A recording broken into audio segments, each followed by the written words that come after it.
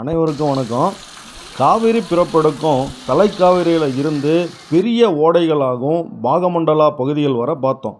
பாகமண்டலா பகுதியில் இருந்து வழி நெடுக சின்ன சின்ன ஓடைகள் ஆறுகள் கலந்து கிட்டத்தட்ட 40 கிலோமீட்டர் தள்ளி உள்ள குசால் நகரா என்ற இடம்தாங்க இது. அதாவது பார்ப்பதற்கு ஒரு நதியாக சேர்கின்ற இடம்தாங்க இந்த குசால் நகரா. இங்கு காவிரி அம்மன் சிலை கம்பீரமாக நதியை வரவேற்குதுங்க. இங்கே நிசர்கதாமா என்ற பெரிய மூங்கில் தோட்டங்களும் காடுகளும் நிறைஞ்சிருக்கு. இந்த நதி தான் நமக்கு வரும் காவிரி நதி.